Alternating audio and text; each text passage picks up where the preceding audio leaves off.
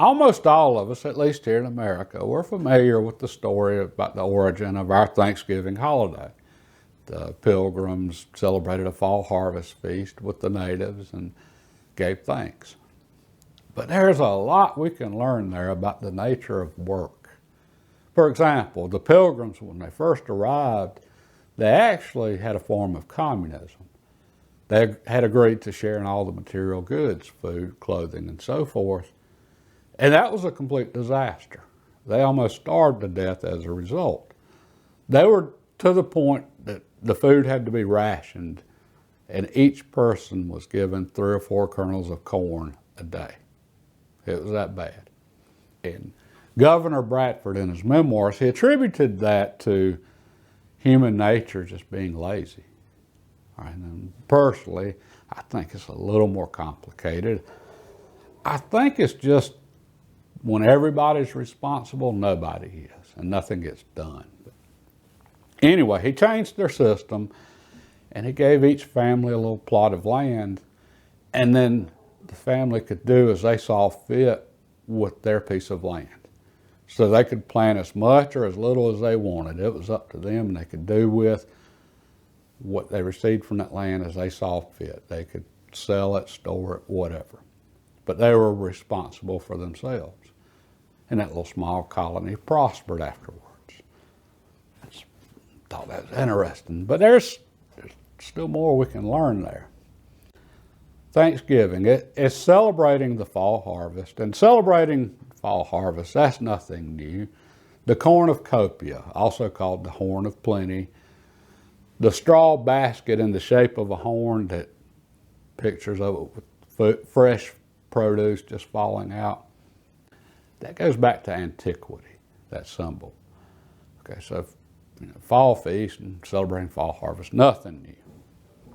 But the fall harvest itself, the Pilgrims giving thanks for it. They were literally giving thanks for the fruits of their own labor. I mean, in order for there to be a fall harvest, they had to put in the work all summer to have anything to harvest. So there was a lot of work that went into what they were giving thanks for. Okay, now today, I know the word entitled gets thrown around a bunch, but I think we all feel a bit entitled. I know I sure do.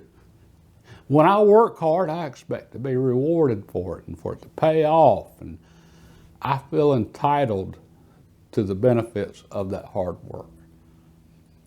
But Pilgrims, they understood life isn't fair. Oftentimes, our hard work doesn't pay off. Our best laid plans and all the work in the world, it doesn't work. It doesn't turn out like we had hoped at all. Yeah, but there they were giving thanks for their hard work having paid off. They didn't feel entitled. They were just grateful the hard work did pay off.